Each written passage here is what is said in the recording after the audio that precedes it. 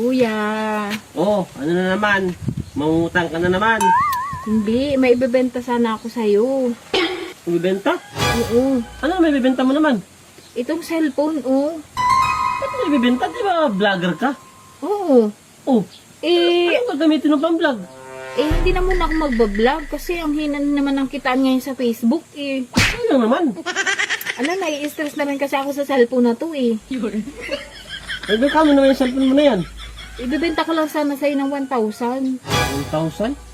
Naku, 500 yung pera ko dito eh. Sige, okay na yun. Para mabawasan na rin yung stress ko. Sagot lang ah. Ito oh, 500. Ito, kuya. Salamat, kuya. Uy, te! Oh, saglit pa. Ano nga palang issue ng cellphone? Ba't binibenta mo? Issue? Oo. Pinupuyat kasi ako ng cellphone na yan, eh. Alam mo ba? Kahit sarap naman tulog ko sa hating gabi, tawag ng tawag yung may-ari. Walang yaka. Nako yung cellphone mo. Akin na, may bandage ko sa inyo yung cellphone mo na yan. Nako pala, may benta mo sa akin. Hindi mo na, kuya. Hindi. Pati ako, dadami mo sa kalukuhan mo. Anak ka ng